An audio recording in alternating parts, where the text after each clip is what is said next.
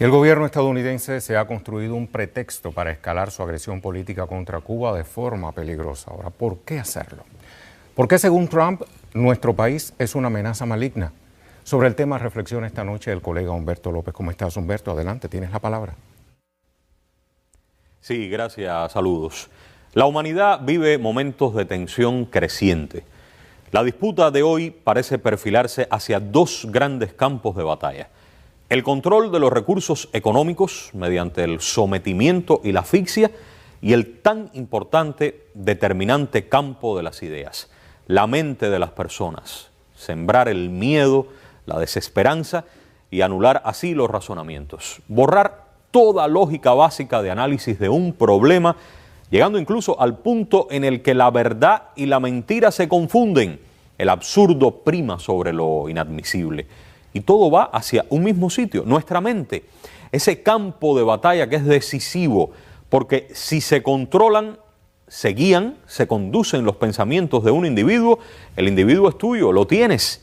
Vamos a recordar aquel 17 de noviembre de 2005 en el aula magna de la Universidad de La Habana. Fidel, aula magna, esto decía, veamos. Yo decía que éramos cada vez más revolucionarios y es por algo, porque cada vez conocemos mejor el imperio. Cada vez conocemos mejor de lo que son capaces. Y antes éramos escépticos incluso frente a algunas cosas. Nos parecían imposibles. Nos habían engañado al mundo. Cuando surgieron los medios masivos se apoderaron de las mentes. Y gobernaban no solo a base de mentiras, sino de reflejos condicionados.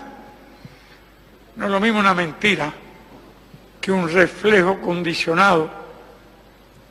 La mentira afecta el conocimiento.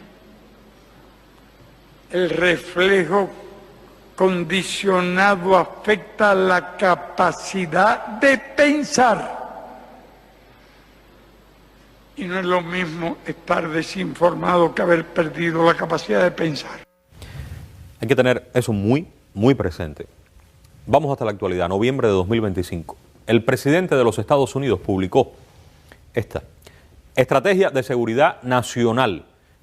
Tiempo después, 29 de enero reciente de este 2026, acaban de publicar la orden ejecutiva, firmada también por Trump. Hay que ver que una se desprende de la otra, sin dudas. La conexión entre estos dos documentos. ¿Estamos ante qué? Sin dudas estamos frente al proceso de construcción de un móvil, de ese móvil para escalar la política agresiva contra Cuba. Orden ejecutiva que se perfila, pero se perfila como la punta del iceberg. Se ha construido un pretexto, claro, un pretexto para escalar la agresión y hacerlo de forma peligrosa. Aquí se declara en esta orden una emergencia nacional en ese país y se establece un sistema de aranceles a las importaciones de cualquier nación que proporcione directa o indirectamente petróleo a Cuba. Pero habría que preguntarse, ¿por qué? ¿Por qué hacerlo? ¿Por qué, según ellos, Cuba es una amenaza maligna? Aquí yo traigo algunos de esos pretextos. En análisis simple del texto, usted puede identificar, separar en oraciones algunas de esas acusaciones, los pretextos que sustentan la decisión. Vamos a ver estos tres que pudieran ser, en un análisis, los más generales. Cuba constituye una amenaza inusual y extraordinaria a la seguridad nacional y a la política exterior de los Estados Unidos, con origen total o sustancial fuera de su territorio. 2.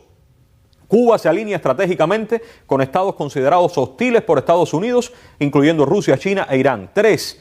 Cuba proporciona apoyo político, logístico, de seguridad o de otra índole a dichos estados. Vamos a quedarnos ahí con los pretextos. Miren, es sobradamente, harto conocido que el gobierno de los Estados Unidos, el Pentágono, el jefe del Estado Mayor Conjunto, la DIA, ¿qué es la DIA? La Agencia de Inteligencia de Defensa de los Estados Unidos. Todos ellos conocen perfectamente que Cuba no constituye amenaza para la seguridad nacional de los Estados Unidos. Ellos lo saben, lo tienen documentado, argumentado, escrito, está demostrado. Todas esas estructuras conocen perfectamente que aquí en Cuba lo que hay es un ejército diseñado, estructurado, ¿en función de qué? De la defensa de la soberanía de este país. Pero de eso están dando fe desde hace tiempo sus propios analistas de inteligencia en informes, en reportes que realizan frecuentemente, generalmente de forma anual. Toda la capacidad Toda la estrategia de Cuba, lo saben, está pensada, organizada sobre la base de la defensa de la nación, jamás, en ningún caso, para la agresión a ningún país. El gobierno de los Estados Unidos hasta este minuto no ha mostrado, no ha declarado un solo elemento real, objetivo, concreto, para sostener eso que está ahí, para sostener esa acusación. De los vínculos internacionales de Cuba, y se hablan de algunos, todos saben que se mantienen relaciones diplomáticas con la inmensa mayoría de los países de la comunidad internacional, que las relaciones de Cuba se erigen sobre la base de los principios del derecho internacional. El mundo puede, y ha hablado, el multilateralismo, el respeto mutuo. Los países mencionados aquí, en esta orden ejecutiva, han sido ¿qué? Han sido socios estratégicos de Cuba. Saben también que en ningún caso las relaciones con esos países dependen de promover, de alentar, ni con esos ni otros, de desarrollar acciones hostiles contra el gobierno de los Estados Unidos.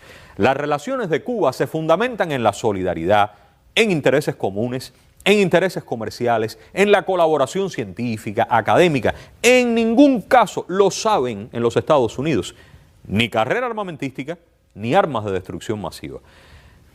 Miren, bastante tecnología, sobrados aviones espías, sistemas de penetración tienen en organizaciones del mundo entero para obtener pruebas reales, pruebas contundentes que demuestren esas acusaciones.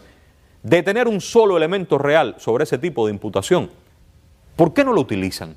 Deberían mostrar las pruebas. Claro, para mostrar las pruebas hay que tenerlas. Mienten burdamente.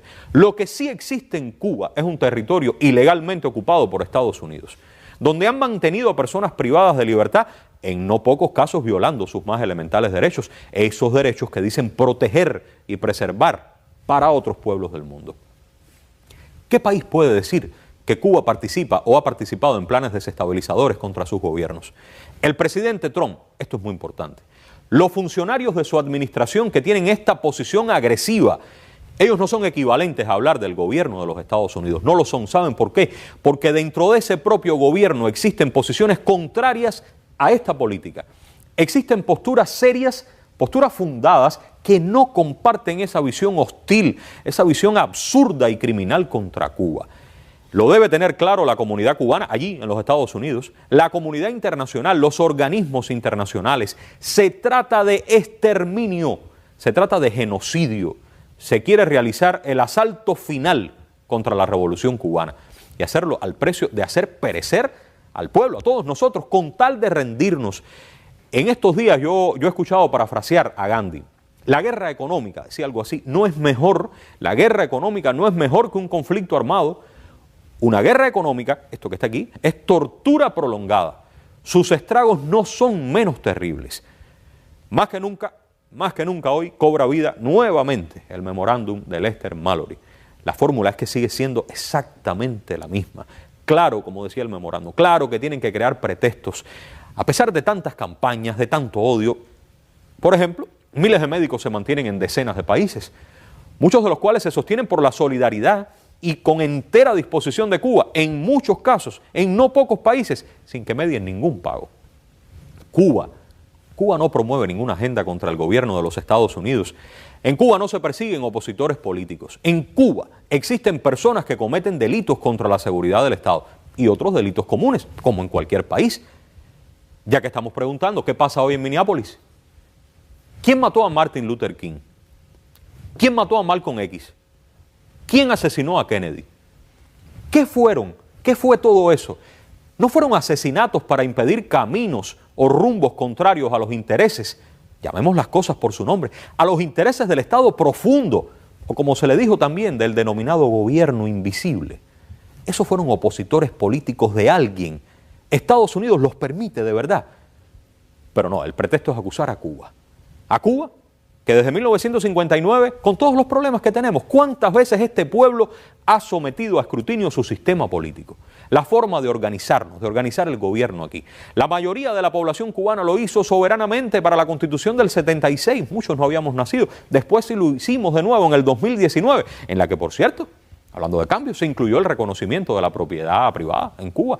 Pero desde el sexto Congreso del Partido Comunista se viene consolidando un proceso de cambios, de transformaciones, para las cuales el principal obstáculo sigue siendo la política de asfixia del gobierno de los Estados Unidos. En múltiples oportunidades, el propio comandante en jefe, el general de ejército, el presidente Díaz-Canel han dicho una y otra vez la voluntad de Cuba, lo han expresado, de dialogar, de conversar con el gobierno de los Estados Unidos. Claro que sí, pero ayer, hoy y mañana, en los términos del más estricto respeto y de la igualdad entre lo que somos, naciones soberanas. Esas posturas incluyen nuestra firme, nuestra resuelta, nuestra histórica voluntad de relacionarnos libre y soberanamente con pueblos y gobiernos hermanos. Por cierto, incluidos los que están expresamente mencionados en este texto insultante. Lo que ocurre con esta orden ejecutiva no solo es una agresión brutal contra Cuba. Estados Unidos está obligando a terceros países a relacionarse con Cuba en la forma en que ellos determinen. Está condicionando lo que pueden hacer o no con sus recursos naturales otros estados enteramente soberanos. Si esto se permite, se estaría sentando un precedente muy peligroso en las relaciones políticas y económicas internacionales. No olvidemos estas palabras: exterminio, genocidio, aniquilación. ¿Cuántos niños, por ejemplo, hoy están hospitalizados en Cuba? ¿Cuántos ancianos? ¿Cuántos enfermos de cáncer hoy están esperando de un medicamento o del tratamiento con un equipo que impiden comprar o que está roto? Está roto porque no se puede adquirir una pieza si la pieza guarda relación, ustedes saben, con cualquier empresa norteamericana. ¿Cuántos salones de operaciones detendrían sus servicios? Servicios ya muy limitados. ¿Cuánto combustible se necesita para generar la energía eléctrica que demandan los hospitales en Cuba? Es masacre, es matanza, repito la palabra, esto es exterminio. A estas alturas, tanto en Cuba como en el exterior, ¿a quién le caben dudas de que las penurias, las carencias, las fuertes limitaciones materiales que padecemos en Cuba se deben en primerísimo lugar a la política agresiva de los Estados Unidos, que esta orden ejecutiva ahora pretende reforzar, consolidar? Vamos a ver, por si quedan dudas. Miren, esto es muy fresco, vamos a ver esto, adelante.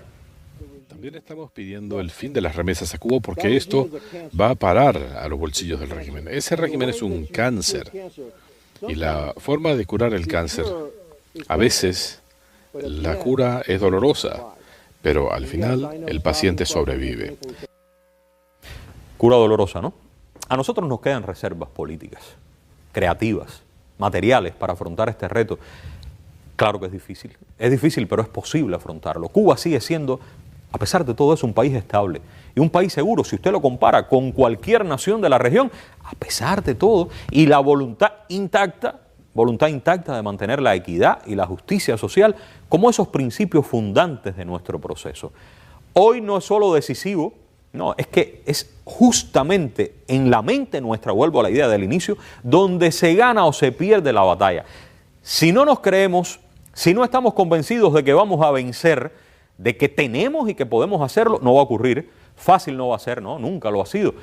Por cierto, el camino de la rendición, para esos pocos que la contemplan, algunos que la contemplan, rendirse tampoco es fácil. Es que cuando tú te rindes, difícilmente a la larga, a veces a la corta, difícilmente eres feliz. Con toda seguridad tú vas a ser humillado, pisoteado, ignorado. Y todo eso, tal vez para empezar, después pudiera ser mucho peor. Hoy, como en uno de los tristes pasajes de nuestra historia, algunos pocos buscan ser herederos de aquel zanjón. Sobran los tristes ejemplos, sobran las lamentables historias del sufrimiento de los que se equivocan. Y voy a terminar con esto por ahora. Una de esas funcionarias que hoy se desgarra las vestiduras pidiendo la asfixia de este pueblo, hace algunos años, amablemente, conversaba en entrevista con el comandante en jefe y pensando que ganaría galardones para sí misma, la entonces joven periodista María Elvira Salazar le regaló al gigante la posibilidad de responderle y que quedara para la historia. ¿Cuál usted considera que es su peor enemigo?, le dijo la periodista al comandante. Mi peor enemigo, le dijo Fidel. Yo creo que no tengo enemigos peores, porque creo que todos los enemigos se pueden vencer. ¿Cuál usted considera que es su peor enemigo? Mi peor enemigo. Yo creo que no tengo enemigos peores, porque creo que todos los enemigos se pueden vencer.